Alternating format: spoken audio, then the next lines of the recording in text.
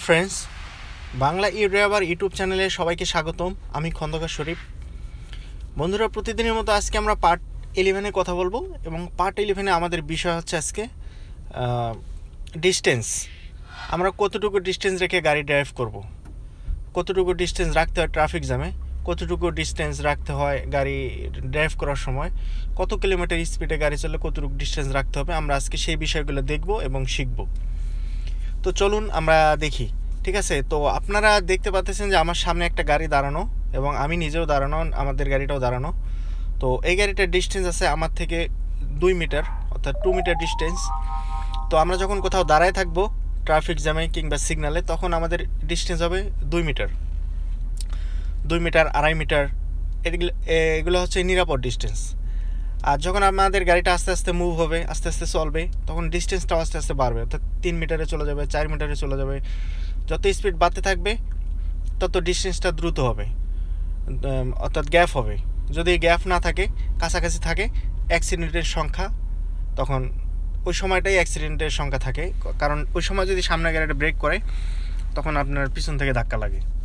তো যাই হোক, আমরা এই যে এখন দেখতে পাচ্ছেন যে গাড়িটা ড্রাইভ হইতেছে আর কতটুকু আস্তে আস্তে ডিস্টেন্সটা দ্রুত চলে যাচ্ছে। আর ডিস্টেন্স রাখার নিয়মটা হচ্ছে, যখন আপনি কোথাও দাঁড়ায় থাকবেন তখন আপনার গাড়ির সামনে যে গাড়িটা আছে সে গাড়িটার দিকে খেয়াল করবেন যে তার পিছনের টায়ারটা আপনি দেখতে পান কি না। ঠিক আছে, যদি আপনি টায়ারটা না দেখতে পান তাহলে মনে করবেন যে আপনার ডিস্টেন্সটা বেশি কাছে চলে গেছে।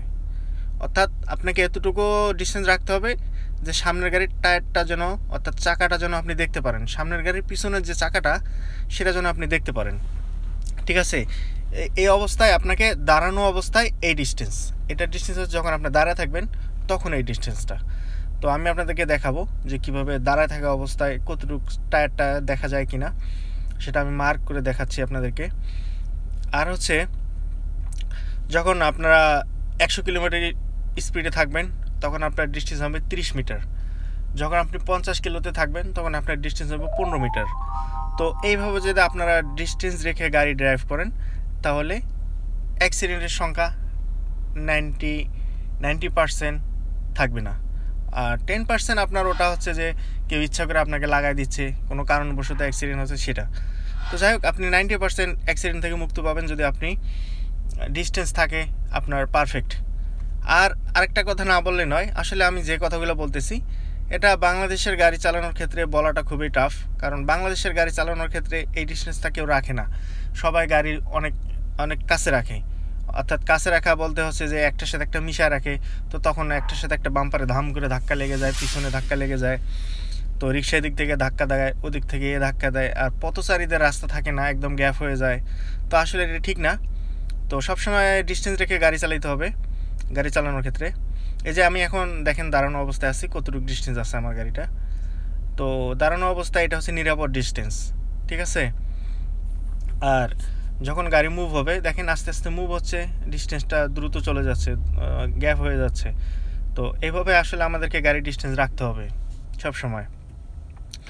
তো আপনারা যদি যারা নতুন ড্রাইভার তাদের ক্ষেত্রে বলছি, এবং যারা পুরান তাদেরও জেনে রাখা উচিত যে আসলে ডিস্টেন্স রেখে গাড়ি চালানো নিরাপদ। আমরা সবাই ডিস্টেন্স রেখে গাড়ি চালাবো।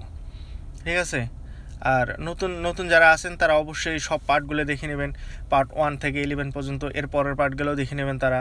আর সেটা দেখতে হলে আপনাদেরকে উপরে যে দেখেন আই বাটন আছে রাইট সাইডে ছোটো একটা, সেখানে ক্লিক করতে হবে। ক্লিক করে আপনাকে অন্য পার্টগুলো দেখতে হবে। আর যারা সাবস্ক্রাইব করেন নাই আমার চ্যানেল, অবশ্যই সাবস্ক্রাইব করবেন যদি ভালো লাগে। আর যদি মনে করেন যে আপনার শেখার কিছু আছে, দেখার কিছু আছে, তাহলে অবশ্যই সাবস্ক্রাইব করবেন এবং লাইক কমেন্ট করবেন। আমার কথা বুঝলেন কি না সেটা জানাবেন কমেন্ট করে।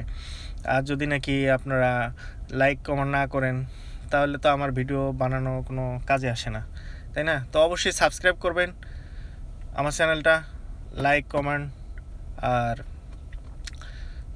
যে কথা বলছি, তো আপনারা আমার অন্যান্য ভিডিওগুলো দেখছেন কিনা জানি না, তো যারা দেখেননি তারা অবশ্যই দেখে নেবেন। আর এই যে আমি এখন দেখেন একটা হাইওয়েতে আছি, আমার স্পিড এখন আছে 80-90 স্পিডে আছে। আমার সামনে যে গাড়িটা আছে, যে একটা বাস দেখতে পাচ্ছেন আমার সামনে, এই বাসটা আমার থেকে ডিস্টেন্স প্রায় 30 মিটার, 30 মিটার ডিস্টেন্সে যাচ্ছে এই বাসটা। তো আমার গাড়ি 190 এরকম স্পিডে আছে। আর আমি মার্ক করে দিচ্ছি সবগুলোতেই এরকম ডিস্টেন্স আছে। তো যাই হোক, আমরা পার্ট 11-এ যা কিছু দেখলাম, যা কিছু শিখলাম, এরপর আমরা পার্ট 12-এ চলে যাব। পার্ট 12-এ বাকি জিনিসগুলো দেখব।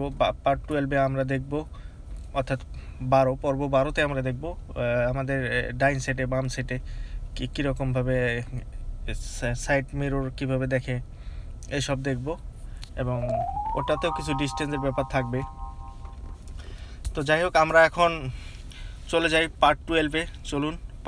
তার আগে আমি একটা কথা বলি, পার্ট 12-এ যাওয়ার আগে আমি আপনাদেরকে আবারও ডিস্টেন্সটা দেখাচ্ছি, যে পিছনের গাড়ি থেকে সামনের গাড়ি কতটুকু ডিস্টেন্স রাখতে হয় আসলে বেসিকলি। এই যে দেখেন যে আমার সামনে যে একটা গাড়ি, এই যে একদম মিশে গেছে। এখন দেখেন, এখন কোনো ডিস্টেন্স নাই, এখন আমি টায়ার দেখতে পাচ্তেছি না, ঠিক আছে? তো এখন আমি আপনাদেরকে এই যে রিভার্স করে আমি আপনাদেরকে দেখাচ্ছি যে ওই গাড়িটার জন্য টায়ারটা দেখা যায়। এখন দেখেন ওই যে টায়ারটা দেখতে পাচ্ছি আমি। এখন আমি স্টপ করে রাখবো গাড়িটা। এখন স্টপ করে রাখাটা হচ্ছে নিরাপদ ডিস্টেন্স। এটা হচ্ছে ট্রাফিকের ক্ষেত্রে, অর্থাৎ ট্রাফিক লাইটে দাঁড়ানোর ক্ষেত্রে। আর আমাদের দেশে তো আসলে কেউ এভাবে দাঁড়ায় না, সবাই একটার সাথে একটা লাগায় রাখে। তো আমাদের দেশেরটা বলা খুবই টাফ। তো বাইরের যে নিয়মকানুনগুলো সেটাতে আপনি ফলো করলে, সেভাবে যদি আপনি ড্রাইভ করতে চান তাইলে আপনাকে এটা হচ্ছে নিরাপদ ডিস্টেন্স, ঠিক আছে? তো ভালো থাকবেন বন্ধুরা সবাই। আমরা পার্ট 11-এ যা শিখলাম, আমরা এবার পার্ট 12-এ চলে যাব। আর ভালো থাকবেন সে পর্যন্ত। Bye bye, tata, take care, মাসসালাম, সি ইউ এগেন নেক্সট ভিডিওতে।